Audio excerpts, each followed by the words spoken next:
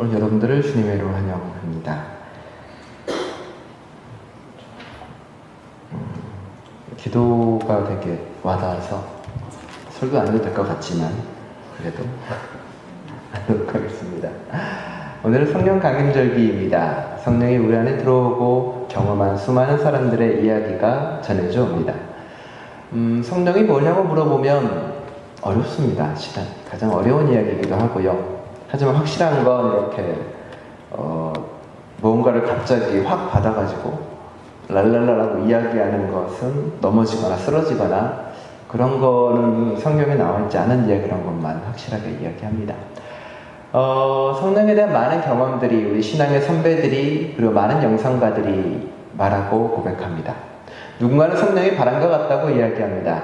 그 바람의 자유로움이 내 안에 들어와서 그리고 내가 이제 그 바람처럼 자유롭게 세상에 얽매이지 않고 가치관에도 욕망과 욕심에도 자유롭게 날아다닐 수 있는 바람과 같다라고 고백을 합니다. 누군가는 불과 같다고 이야기합니다. 세상의 모든 부정의를 태우고 세상의 모든 불의를 태우고 세상의 모든 불평등을 태워나가며 세상의 정의를 만들어가는 그런 불과 같은 성령이라고 누군가는 고백을 합니다. 누구는 물과 같다고 말합니다. 물처럼 자연 그대로 흘러가서 모든 생명을 살리고 모든 생명의 푸름을 만들어내는 물이라고 이야기하고요.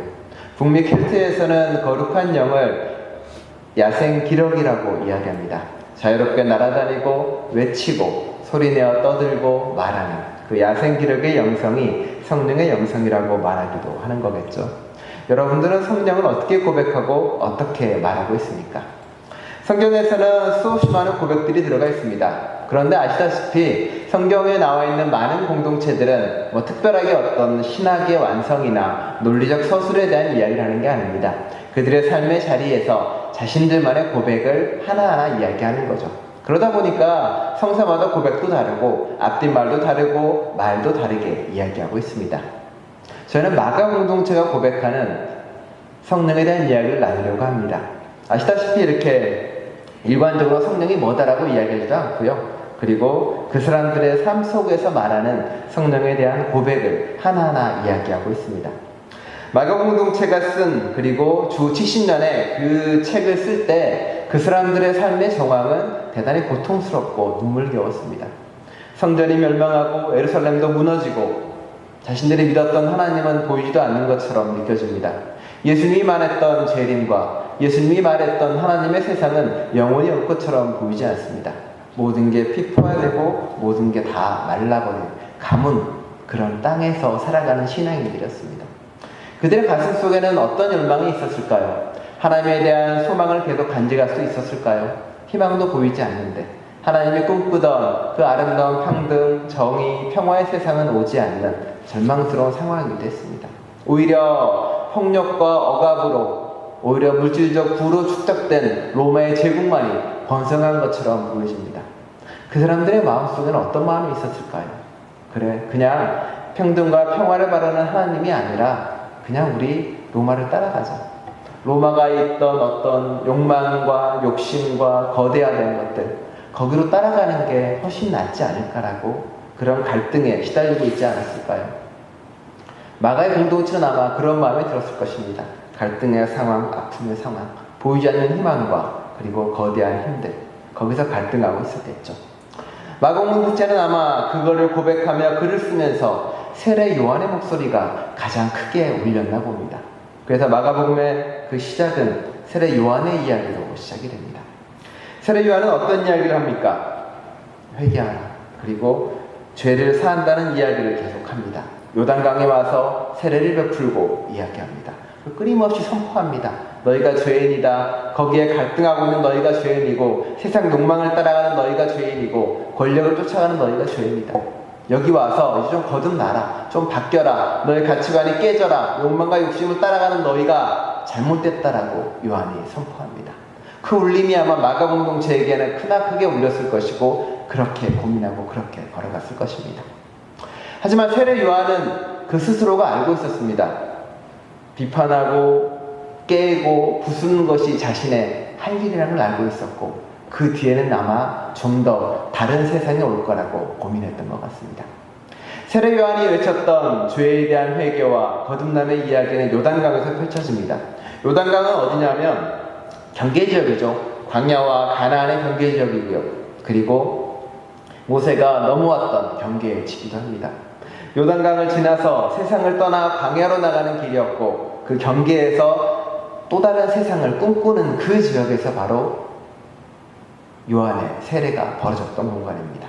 거기서 그는 지혜를, 깨달음을 얻기를 바랬던 겁니다. 영어 단어에 어리석은 자라는 단어 중에 이디엇이라는 단어가 있죠.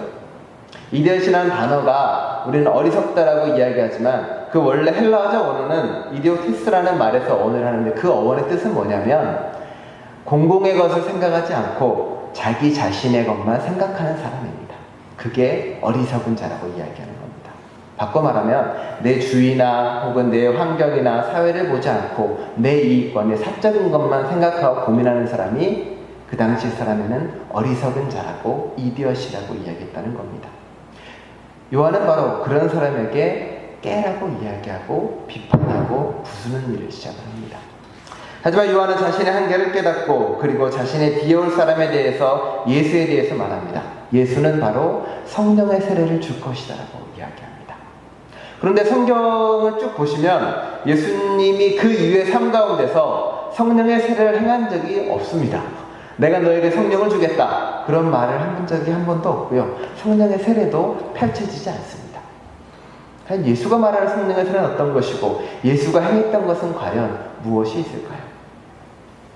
많은 사람들이 거기에 대해 고민하고 이야기합니다. 성경에 대해서 몇 군데 이야기가 나옵니다만 제가 봤던 것 중에 성령의 경험, 하나님의 경험을 가장 잘 표현한 사람은 마르셀 프루스트의 잃어버린 시간을 찾아서라에 나오는 글입니다. 자, 우리 가장 문학도이셨던 것 같은 유정 씨께서 아름다운 목소리로 읽어주시겠습니다. 네. 마르셀 프루스트의 잃어버린 시간을 찾아서 중에서 마들렌 경험이라고 알려진 유명한 문구입니다. 여기 나온 주인공은 커피를 마들렌에 찍어 먹고 그 과자가 입천장에 닿는 순간 이러한 경험이 들었다라고 이야기를 합니다. 삶의 작은 순간의 찰나의 경험 가운데 그는 삶의 영원성을 깨닫게 되고 그리고 그 안에 있는 삶의 놀라운 생명력을 만나게 되는 경험입니다. 문학의 경험들은 종종 그렇게 어떤 생명과의 만남을 우리에게 보여줍니다. 세례 요한이 예수를 보며 그리고 예수에게 꿈꿨던 건 바로 그런 게 아닐까라고 싶습니다. 세례 요한이 비판하고 부수었던 것을 넘어서서 어쩌면 새로운 꿈과 새로운 희망과 새로운 세상을 향한 희망의 심지에 불을 붙이는 사람, 꺼지지 않는 불로 희망을 포기하지 않은 채 새로운 세상을 만들어가는 공동체, 그게 아마 마가가 꿈꿨던 성령이라고 이야기하는 것의 능력이기도 합니다. 성령은 종종 어떤 인격체로 표현되기도 하지만 마가에서는 그렇게 말하지 않습니다. 마가는 끊임없이 예수의 가르침에 의해서 변화되는 나의 모습들, 우리의 삶들, 그것이 바로 성령이라고 이야기합니다. 내 안에 더러운 것들이 없어지고 하나님에게 이끌리는 삶을 살게 되고 하나님에 의해서 새 삶으로 바뀌는 것, 그게 바로 성령에 관한 것이라고 말하는 것이고요. 그게 순간적으로는 벌어지지 않을 수도 있습니다. 오랜 시간 동안 나와 하나님이 하나가 되는 과정 속에서 나의 것들이 없어지고 오로지 하나님의 것으로만 채워지는 것, 그게 바로 성령의 순간이라고 이야기합니다. 예수는 그 발걸음을 하나하나 걷게 됩니다. 많은 사람들이 이러한 경험을 통해서, 사람들의 만남을 통해서 생의 신비를 깨달아가고 그 안에 있는 놀라운 기쁨과 생의 축복을 깨달아갑니다. 그리고 가난하고 힘들고 억압받는 자들이 자신의 삶의 가치를 깨달아가기 시작합니다. 자기 삶에 있는 생명의 신비와 놀라움을 알아가게 됩니다. 그걸 통해서 이제 다른 사람에게 손 내밀게 되고 다른 사람과 함께하게 되는 겁니다. 예수가 받은 성령의 세례라는 그 능력은 비판과 깨어짐을 넘어서 나와 남이 하나가 되고 새로운 세상과 공동체를 만들어가는 능력을 가지게 되는 겁니다. 교회가 시작되는 공간이 바로 거기에 있습니다. 영상을 하나 보도록 하겠습니다.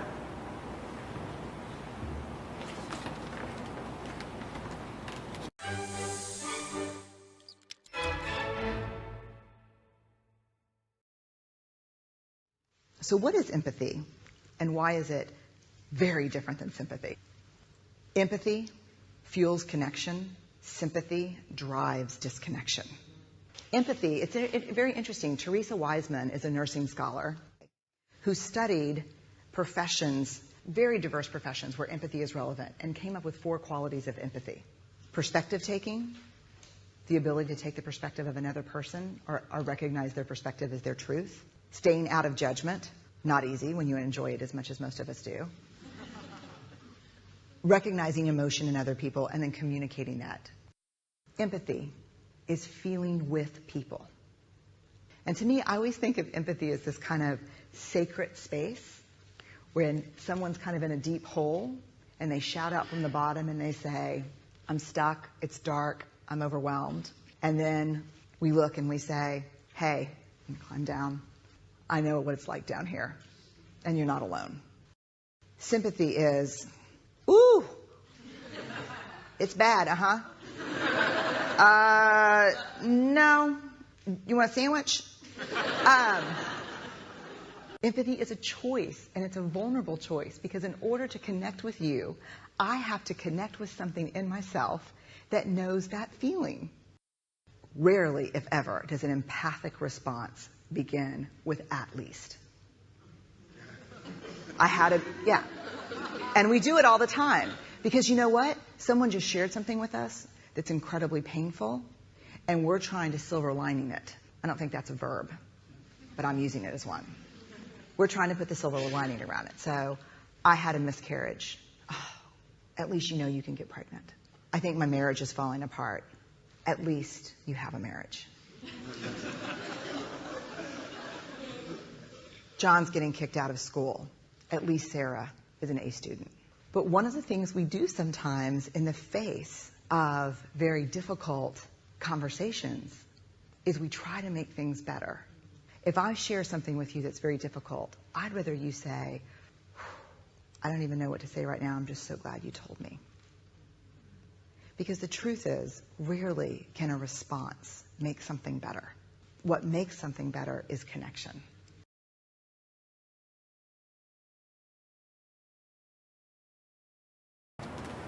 예수가 꿈꿨던 성령의 세례라는 것, 성령을 받았다는 것은 저런 능력을 가지는 겁니다.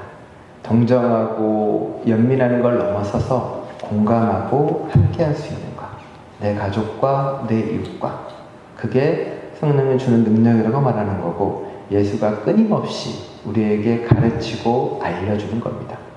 성령을 따라 사는 삶은 저 공감의 능력이 깊어지고 깊어지는 겁니다.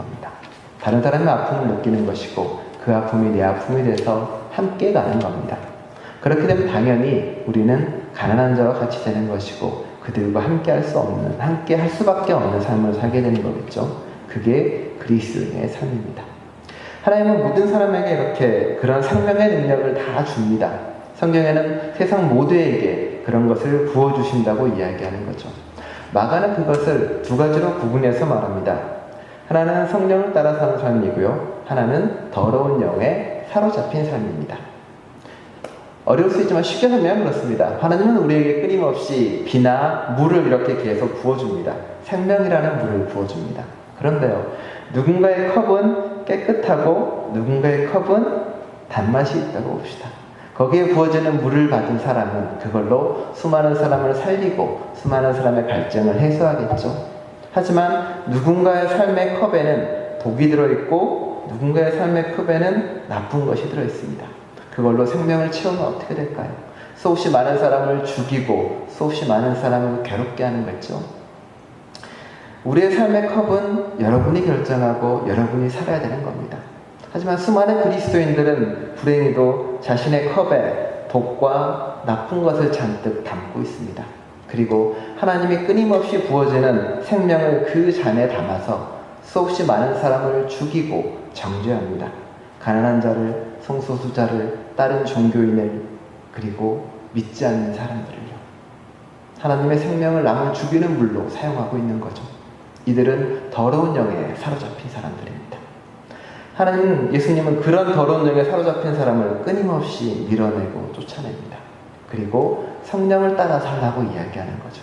거룩한 영에 따라서 사람을 살리는 물로 나를 깨끗이 하고 사람을 살리는 물로 다른 사람을 목마르는 해소해주는 삶을 살라고 여러분과 우리를 그렇게 부르는 겁니다. 성령은 바로 그런 능력을 따라 사는 사람이라고 이야기하는 겁니다. 어떤 경험이나 이런 불받는 놀라운 체험이 아니라 내가 그러한 삶을 살고 수없이 많은 다른 사람들과 나와는 다르고 다른 모습의 사람들을 공감하고 더불어 살아가는 공동체로 가는 것. 그게 마가가 꿈꿨던 공동체입니다. 포기하지 않고 그 길을 걸어가는 거죠. 부활 때도 이야기했지만 마가의 맨 마지막은 그냥 빈 무덤으로 끝나버립니다. 뒤에는 편집된 거고요. 빈 무덤으로 끝나고 오로지 갈릴리로 가라는 말만 하고 끝나버리는 거죠.